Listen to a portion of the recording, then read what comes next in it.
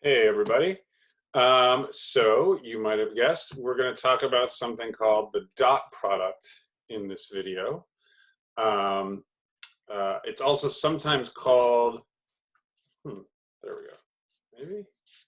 Sometimes called the scalar product or the inner product, right? I'll generally refer to it as the dot product, but you might see it written otherwise in other places. So we're going to start with, I'm just going to define it, and then we're going to dig into it for a while to see what it might mean. There's some nice geometric interpretations, and it turns out to be a pretty useful thing for us, a pretty useful tool. So let's just define it, right? We've been talking about vectors in previous videos, and we talked about adding and subtracting vectors. So we're going to talk about multiplying vectors. Okay. Now, it turns out not to be quite as simple, right? One thing we might want to notice when we added vectors and subtracted vectors from each other, we got more vectors, okay? So we're going to have two different ways in which we multiply vectors. One of them produces a number, and one of them produces another vector. This is the one that produces a number. That's one of the reasons why the scalar product is sometimes used, because we get a scalar out of this. So let's define it, the dot product, and we will just write it as u dot v. Right? All we do is we are going to take each component of vector u and multiply it by the corresponding component of vector v, and then add them up. u1 times v1 plus u2 times v2 plus u2 u3 times v3. Okay, right? Remember, the components are just numbers, so it's a little confusing. This dot here and this dot here mean two different things, right? This dot here is the dot product between vectors. This dot here is multiplication between numbers, and it just is how it is, right? We learn from context what something might mean. Okay, so that's just something we have to live with, right? So let me mention a couple things before I do an example. If these are two-dimensional vectors, the same rule applies. We just stop after the two components. And everything I say about the dot product here is going to also be true in 2 dimensions, right? Really, we can think of them as two-dimensional vectors. Everything we apply is applied because we can just think of the z components both being 0, and then those vectors are just could be vectors in 2 dimensions. They don't have a z component to them. But in any event, we can even generalize this to let's write one more general definition. We're going to pretty much be sticking with R2 and R3, our 2-dimensional and 3-dimensional coordinate systems and vectors in those spaces. But you can get any number of dimensions. Let's say I have a vector u in an n-dimensional space, right? Rn, so maybe, well, I'll just write it this way, u1, u2, and on and on and on, up to n, right? So this could be 2, this could be up to 55, this could be 1012, right? There's even infinite vector space, and we're not going to really touch on those at all. And there's our n-dimensional v vector. And then we can just define the dot product, u dot v, as the sum, I equals 1 to n, of u sub I times v sub I, right? You just take each component, multiply it, and then add them all up. So this is the most general definition for the dot product. But this is the one that we're going to be using over and over and over again, right? The particular case in 3 dimensions, okay? So let's just do one example so that we have some clarity. Let's say u is equal to 3, -2, 7, and v is equal to 2, 2, 0. Then u dot v, right? Again, I'm just multiply the corresponding components. It's going to be 3 times 2 plus -2 times 2 plus 7 times 0. I don't know why I'm switching from parentheses and dots. And I get 6 minus 4 plus 0, or 2. So the dot product of u and v is the number 2, right? This is pretty pretty crucial fact to remember. The dot product produces a number, and it should be pretty interesting. We don't have a lot of things, maybe none things so far, that we've seen where you combine two kinds of similar things and get a different kind of thing. Right, we can combine numbers with our operations, we get more numbers. We combine functions with our operations, we get more functions. All of a sudden, we combine vectors with our operation, with an operation, and we get a number, a totally different kind of thing. Okay, so let's, there are some properties to this dot product, and similar to the properties of addition that we went over in a previous video, vector, or just general properties of vectors, a lot of them just came from the definitions and relied on some algebraic manipulations. These are the same thing. I'll prove a couple of them or one of them, and I think you'll get the idea. So here's some properties. So let's have vectors. We'll have u, v, and w are vectors, and c is a scalar. Okay, so there's our, we're going to use those in the properties. Then the properties of the dot product. Okay, so here's one. U dotted with itself gives us the magnitude of u squared. Right, remember the magnitude of u is the sum of the squares of the components and then taking the square root. Well, if I take u dot u, I multiply each component of u with itself, I square it, I just don't have the square root, so it's like the magnitude squared. U dot v is equal to v dot u, right? You might be able to prove that in your head with this definition, right? Because v dot u would just be each of these reversed order, but we know multiplication commutes, and so we'll get the exact same thing when we do that. So the dot product commutes. Again, this is one of those things that seems obvious, but the next thing we learn about multiplying vectors, a different kind of product, does not commute. So it's not a trivial property to have. U dotted with v plus w. Right, so let's just note what's happening here. V plus w create a new vector, right? We already defined what that vector is, and then we dot it with this one. And this is going to turn out to be exactly the same as u dot v plus u dot w.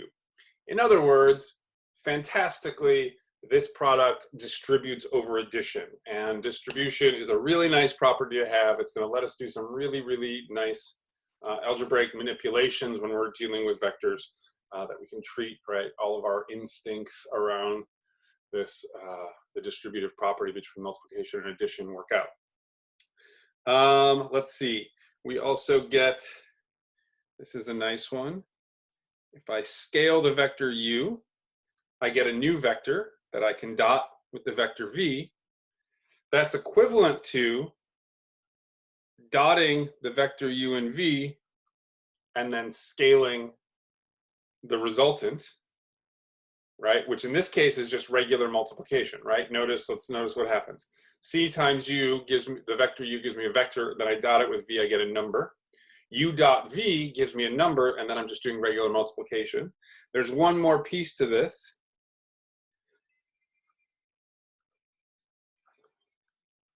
I can put that C, I can scale V instead of U and then dot it with U, and I'll get the same thing, okay? And one more sort of, yeah, pretty obvious one. If I take the 0 vector and dot it with U, I get 0 the number, right? Two different things. Okay, let's prove one of those just so we have a little idea of how these might be proved. I think I'll prove this distributive property one, okay? So let's take, I'll use U and V as they're written here, and then W in the expected way. All I'm going to do is compute the two sides and see what I get. So U dotted with v plus w is going to be u dotted with, let me write out the vector v plus w is just going to be v1 plus w1, v2 plus w2, v3 plus w3. When I dot this with u, remember u is just u1, u2, u3, I'm multiplying u1 times v1 plus w1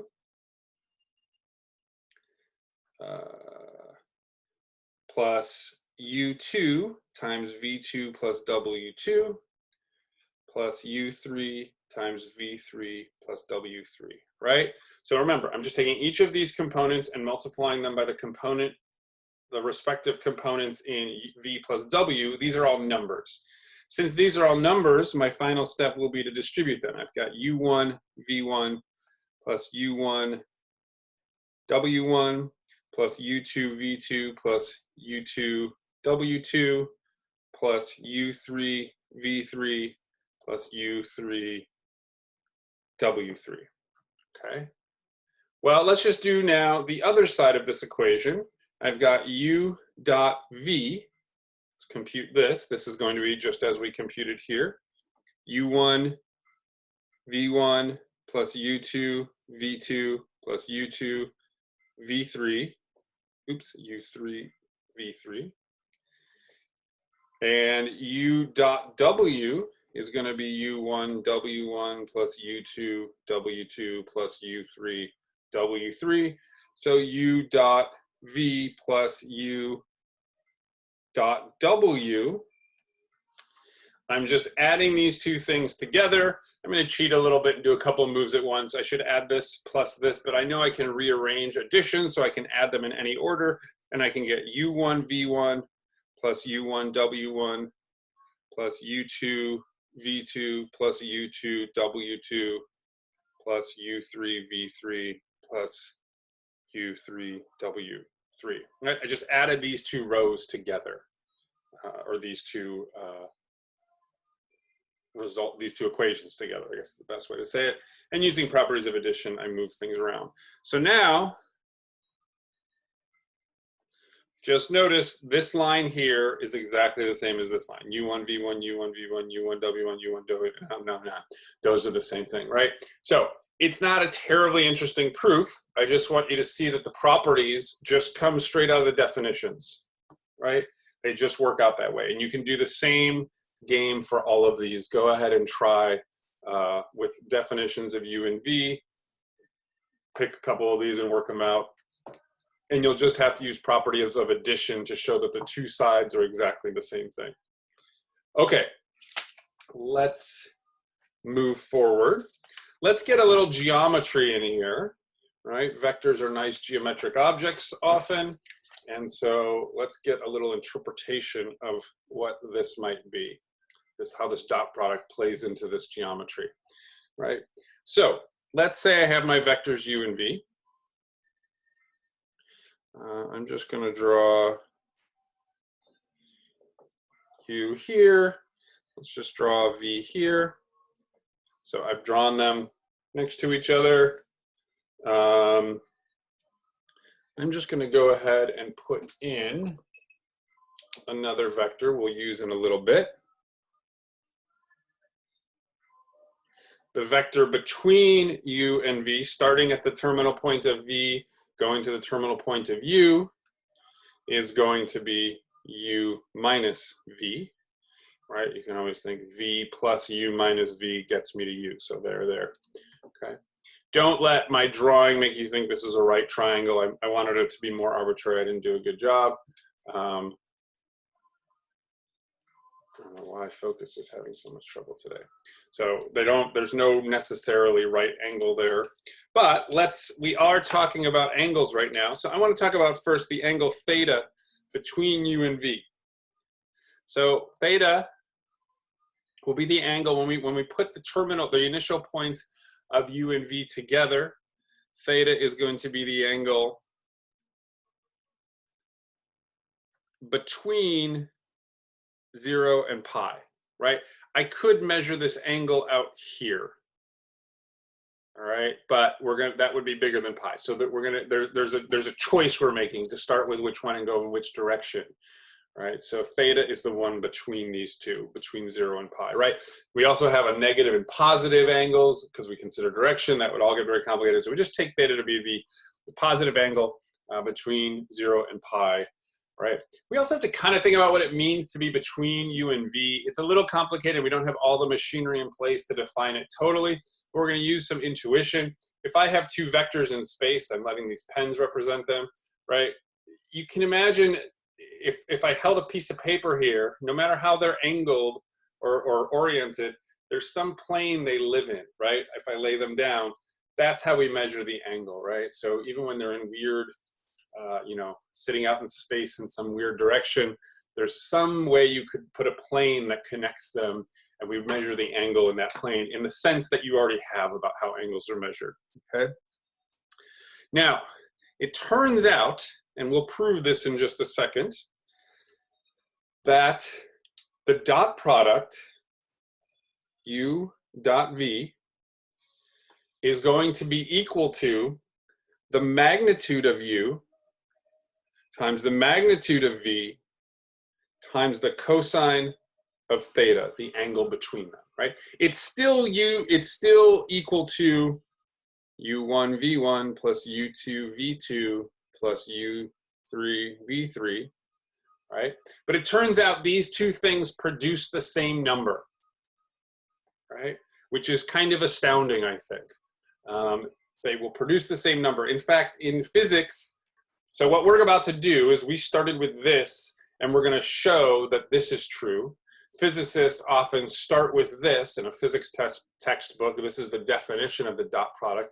And then eventually show it turns out that then this is true, right? So either one implies the other. So we're going from this to showing this, okay? So here's how we're going to prove it.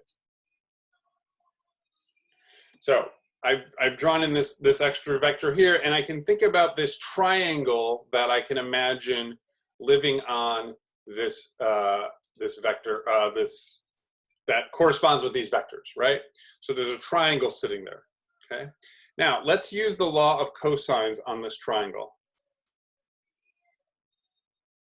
So the law of cosines tells me if I take the length of this side, which will be the length of u minus v squared. Remember, this is a little weird. I don't think of this as the absolute value of u minus v. This is the vector u minus the vector v. That gives me a new vector. Then I take its length, and then I square it. Okay? This is equal to the magnitude of u plus squared plus the magnitude of v squared minus 2 magnitude of u magnitude of v cosine theta. This is the law of cosines, right? So I'm not going to prove this to us. This is something back from geometry. It's a reasonably doable proof. You kind of got to use the Pythagorean theorem. There's multiple ways to do it. I've seen it that way, where you put your triangle on a coordinate plane and use the Pythagorean theorem and draw some altitudes with perpendiculars and all that stuff. But in any case, we're going to take this as true. So the side squared is equal to the sum of the squares of the two sides opposite. The other two sides minus 2 times the magnitude of those sides times the cosine of theta. Okay, when theta is a 90-degree angle, this turns out to just be the Pythagorean theorem, because the cosine of 90. So if this thing is your hypotenuse, this piece disappears when it's a 90-degree angle, because cosine of pi over 2 is 0. Okay, so but in our case we want it general. This will work for right triangles, but we're going to do it for more general triangles. So let's do some work on this piece for a moment. So I'm just going to look at u minus v magnitude squared. So just a moment ago, I mentioned that the magnitude of a vector squared is the same as dotting a vector with itself. In other words, this thing, u minus v magnitude, is the same as vector u minus vector v dotted with vector u minus vector v. Okay. Now, we also had a bunch of properties. We had the distributive property in particular, and the commutative property. I think I'm going to use both of them here. What that means is, combining these two is, we can distribute this, we can FOIL this if you'd like, which is just the distributive property, the same way we do with numbers. In other words, this is u dot u minus u dot v minus v dot u, and then we'll have plus v dot v. So I'm using a bunch of these properties in there. For instance, when I multiplied minus v times u and wrote it this way, minus u dot, I took u times minus v and wrote it as minus u dot v, c was that -1, and I slipped it out to the front, just like we did here, right? If you put a negative on v, then I moved it out front. That's how I can do that. Similar thing here. And then I can also reverse the order of v and u here. So these two things are the same, right? We said that the dot product commutes. So in other words, let's use our properties now. U dot u is the magnitude of u squared. I've got minus 2 u dot v, and then I've got plus magnitude of v squared. Okay, so it is just, it turns out to work. The algebra of the dot product with addition and subtraction works just like our numbers do. So this is pretty straightforward. We just get this magnitude stuff happening. All right, so I'm going to take this thing we just computed and put it in for this. So now what I have is the magnitude of u squared minus 2u dot v plus magnitude of v squared is equal to the magnitude of u squared plus the magnitude of v squared minus 2u v cosine theta. Okay. Everything I'm looking at here is just a number. Magnitude is a number squared. Dot product produces a number times 2. Magnitude is a number squared, right? So I can just do regular old algebra. I've got magnitude of u squared on both sides. I can subtract it. I've got magnitude of v squared on both sides. I can subtract it. And so what I'm left with is minus 2u dot v equals minus 2 magnitude of u, magnitude of v, cosine of theta. Divide by -2.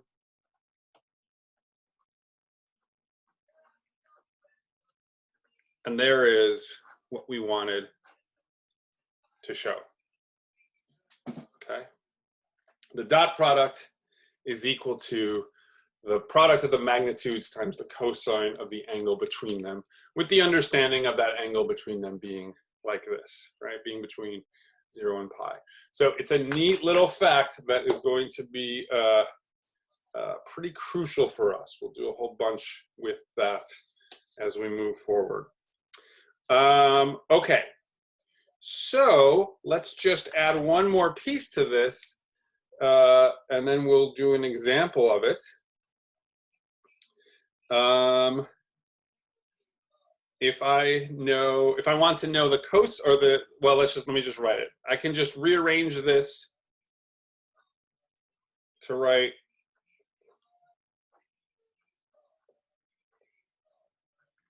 cosine of theta is equal to u dot v divided by the magnitude of u and the magnitude times the magnitude of v, right? So this is nice because then, of course, theta is cosine inverse of this whole mess. Oops. Sorry, that got sloppy there. I guess saying the word mess impacted the way my brain worked in writing this. And so if we want to find the angle between something, right, which you can imagine might be something we'd be interested in, right? There's lots of context where we might want to know the angle between two vectors, right? If you've got a vehicle traveling into the wind, and so the wind's heading, there's a vector that represents its velocity, and there's a vector that represents the way the wind's going. Maybe you want to know how that that force is hitting it, right? That's going to be, you know, I don't know that part of engineering and physics that well, but there's going to be reasons you would want to know the angle it's coming in, right, for how it's going to experience that wind force or whatever it is. Okay, so let's use this to do something. Let's go ahead and let's do two things, two examples with this. Let's take, suppose I have a vector, let's call that u, and that v. Oh, wait, I have an angle in these that we should at least somewhat approximate. So let's say I have a vector u and a vector v, where I know the angle between them is pi over 4, the magnitude of u is 4, the magnitude of v is 9, right? Well, then I don't have the components, but I know the direction between them is pi over 4. I could compute their dot product using what we just said, right? Magnitude of u times magnitude of v times the cosine of pi over 4. What does this give me? Well, we get 36 times root 2 over 2, which is 18 root 2, right? So we can compute that, that dot product simply with the magnitudes and the vector, or the angle between, which is sometimes how vectors come to us, right? Depending on the context, some people might give it to you in that form. Let's do something in the opposite direction. Let's say I have two vectors. These are the vectors we were looking at earlier today. U equals, I think they are 3, -2, 7. Oh yeah, we computed the dot product of these two. V equals 2, 2, 0. So you remember at the beginning of this, I computed u dot v and we got 2. We got a 6 minus 4 plus 0. And we got the dot product of u. Let's compute the angle between them, right? So I'm going to use theta equals cosine inverse of u dot v over magnitude of u, magnitude of v. And we get, let's see, I need the magnitude of u, which is going to be the square root of 3 squared, I'll just write it out, plus -2 squared, plus 7 squared. So the magnitude of u is going to be 9 plus 4 plus 49. So we get root 62. Magnitude of v is going to be 2 squared plus 2 squared plus 0 squared. Magnitude of v is going to be root 8 or 2 root 2. Okay, so now theta is simply the inverse cosine of u dot v, right, from there, 2 over the product of these two magnitudes. So I've got 2 root 2 times root 62. This gives me cosine inverse of, these cancel, we'll have 1 over 2 root 31. And then this is a calculator problem. We get approximately 1.48 radians is the angle between them, right? This would be very difficult to figure out on your own, meaning without this tool. It'd be very difficult to come up with that angle, right? There'd be a whole ton of geometry. You'd be drawing triangles in 3-dimensional spaces and computing angles using your basic trig functions, dropping altitudes to make right triangles and stuff. I mean, I just can't imagine the, if we didn't have this tool, the process would become a highly difficult one, I'm sure. So that's a nice tool we get from the dot product. Dot product is a pretty fundamental tool that we use often. Let's do something else with the dot product. We have a few more things to do. Let's consider the dot product on our basis vectors for a moment. And this is just a good, our standard basis vectors. So remember our standard basis vectors.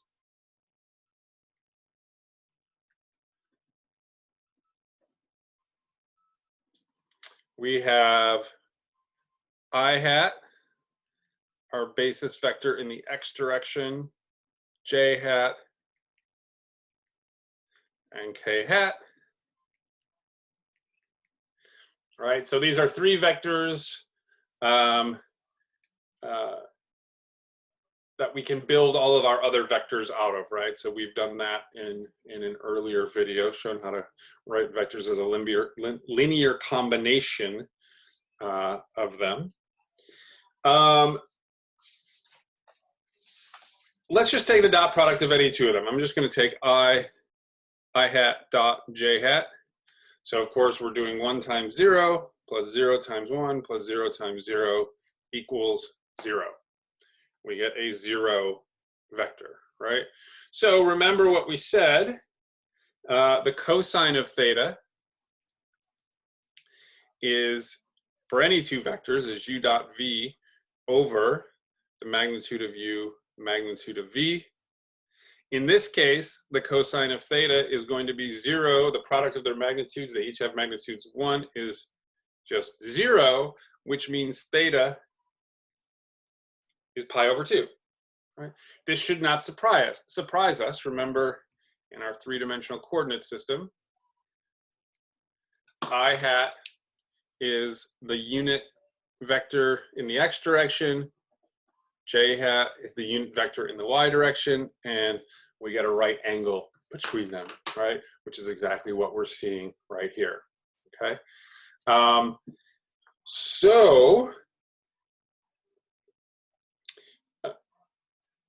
This is not an accident, and it doesn't just work for these vectors. It turns out,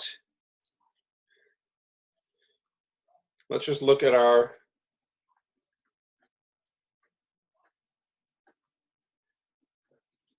the dot product. If the dot product is 0, what does that mean? Right? Well, so I should have said this earlier. I've been being lazy about it. Almost everything we have said we could put, except for the 0 vector. The 0 vector is kind of it's good to have around. It shows up. We need to use it once in a while. But most of our properties, or a lot of our properties, don't work with it. And this would be one, right? The 0 vector doesn't even have a direction, so having an angle between, you've got one vector and a point, doesn't really make sense. So just generally speaking for this, we're not talking about the 0 vector. So if we're not talking about the 0 vector, both of these magnitudes are positive numbers. So if this side equals 0, the only way that happens is if the cosine of theta equals 0. And that only happens if theta equals pi over 2, right? For the restriction on our angles between 0 and pi. There's only one value between 0 and pi, so that the cosine is 0, and that's pi over 2. What that means is, this is a nice theorem for us. Two vectors, u and v, are orthogonal. This just is another way to say perpendicular. If and only if u dot v equals 0. Okay. And finding orthogonal vectors also turns out to be one of these things that's very important for us, okay? You know, most of these beginning videos on vectors, we are just gathering a bunch of tools to use for stuff that's coming later, right? It's kind of like we're going back to junior high and high school or elementary school, right? Learning addition, subtraction, and multiplication. How do these things work? And so we're just getting all the, right? It's not interesting to learn multiplication, really. Maybe there's a little bit of interest in the beginning, but there's a whole bunch of memorizing. We're kind of in that stage right now. They all have some neat geometric interpretations, but really we're just learning a bunch of rules that we need to know. And this is a really good one, and we'll start to see where we use these down the road a little bit. Okay, let's let's do this with two vectors that don't happen to be these nice standard basis vectors. So let's look at the vectors. Where did you go? There we go. Let's look at the vectors. A is 2, -3, 5. B is 1, 4, 2. Let's take their dot product. A dot B is going to be 2 times 1 is 2, plus -3 times 4, plus 5 times 2. I'm choosing different ways to do each one of these for some reason. All right, so 2 minus 12 plus 10 gives us 0, right? Which means A is orthogonal to B. All right, that's our little symbol for perpendicular. So great, right? Let's you know, this is all kind of abstract. Let's take a look at a graph of these two vectors, a picture of these two vectors. So give me a second. And here are these two vectors in the plane, right? So my, let me draw on here for a second.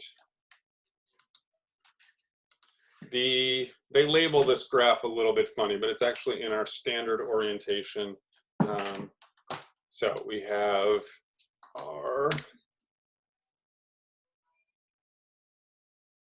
this is our x-axis going up this way. This is the y-axis going up this way. When they labeled x over here, they were saying these are our x values along this edge, but they just drawn it parallel. I guess they want to make it clean in the middle to see, and then here's the y value. So this is like we're looking at that first quadrant, the positive one. So I'm gonna erase all the mess I just made, but I just wanted to make sure we're all oriented. So there's our two vectors, right? And it's certainly not obvious that they're perpendicular looking at it this way, but the nice thing about this is it lets me rotate this the way we look at it, and it turns out if I look at it straight on from this way, I start to get a little more hint. You can imagine there's a plane that they live in together, right? If you can imagine a piece of paper that contains both of those vectors, that's what I mean by plane they live in, that it appears that they would be perpendicular in that plane, right? So there's a right angle in there if we look at it correctly. It's also just kind of fun to be able to manipulate these things to look a little bit. Here we're looking from above. You can gotta get a sense based on their coordinates, what we're looking at, and so forth. Okay, just wanted to make a quick look at that. All right, let's go back to the paper. We've got a couple more things to do. To look at, oh, one more thing to do. All right, but maybe this is the most complicated thing we're gonna do. It certainly has the ugliest notation. All right, so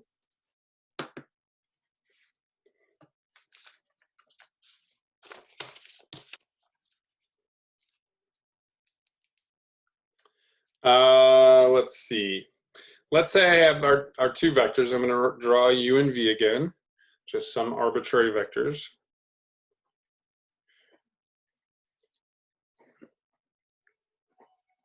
There's u and v.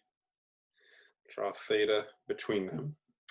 Something we often want to do, right? For instance, this shows up in physics quite often. I often might want to determine this length, right? That if I've got two different vectors, if I drop a perpendicular line from one to the other, I want to know where it hits on there, right? We'll see some reasons why for that. I know it's frustrating to hear that phrase, but it's just kind of where we're at. The only example I have at the tip of my tongue is physics, where things like work depend on the force being in the same direction as the motion, right? So sometimes you're pushing at an angle, but because of other things happening, the motion's in a different direction. Only part of that force goes into the work, so you have to figure out which portion of that is is in the work, right? Because one thing we can notice here is the vector v, right? Just kind of redrawing it smaller up here, can be made of two smaller vectors, let's just say two different vectors that add up to it. One of those vectors is in a direction of u, one is perpendicular to u. So we can split this vector up. So let's just start by finding this length right here, what I've drawn, that little bar under it in red. Let's find the length of that, and we'll use some notions from geometry. So if I take the cosine of the angle theta, right? Well, let's name this. Let's name this red length here. I'll just call the length. I don't like the notation they use, but I guess I'll just use that. No, let's just call it x for now. Actually, let's call the vector, sorry, I'm making decisions on the fly here. I'm just gonna change where I write u. U is this vector here still. This smaller vector in the same direction of u is now gonna be called x. Okay, sorry about that. So the cosine of theta is going to be the magnitude of x over the magnitude of v, right? This is just right triangle geometry. If I put a triangle on top of this, this is the adjacent side over the hypotenuse, okay? But we also know the cosine of theta is equal to u dot v over magnitude of u, magnitude of v. Right? So now let's just set these two things. They're both equal to cosine of theta. They must be equal to each other. So the magnitude of x over the magnitude of v is equal to u dot v over magnitude of u, magnitude of v. Multiply v to the other side. These are numbers. Sorry, I said v, but I meant magnitude of v, which is a number. This is a number. They cancel. So I get that the magnitude of x is equal to u dot v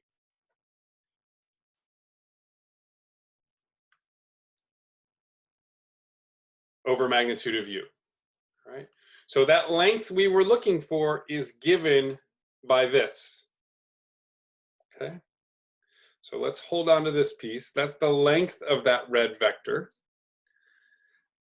The magnitude of that red vector, the one below, the portion of u, right? It's a portion of u, it's a vector in the direction of u, but it's kind of the shadow of v on u.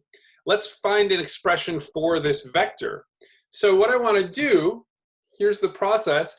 I'm going to take u, I'm going to make a unit vector in the direction of u, so I can imagine it something like this, a unit vector in the same direction, and then multiply it by this number. If this number was, for instance, 5, it means we want the magnitude to be 5. So if I take a unit vector in the right direction and scale it by 5, I get the vector I want. So unit vector in the direction of u is 1 over magnitude of u times u, right? We just scale u by the inverse, the reciprocal of its magnitude, okay? Which means this vector x, I'm going to take this vector, 1 over the magnitude of u, the unit vector in the direction of u, and then scale it by this, u dot v over magnitude of u. Right? Again, we've got one of these confusing things going on. This dot product is this dot is the dot product between these two vectors. This dot is multiplication. This is a number. This is a number. This over here is a vector. So we have a number scaling a vector. Right? We can simplify this expression a little bit. We get u dot v over the magnitude of u squared times u. Okay, and that gives me this vector. Okay, so here is the notation and the names for these two things. We call the first thing the scalar projection of v onto U. And we can write this as a component of, let's see, I want U, V,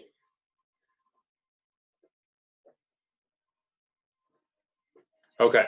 So this is the component of V in the U direction is one way to think about this. So this is just kind of a big symbol. This tells you which vector we're projecting onto, right? By projection, I mean, think about the shadow. If we had light going this way, how long is the shadow on U from V? And so this is telling us which vector we're taking the shadow from, and this is the one we're doing it onto. And then the vector projection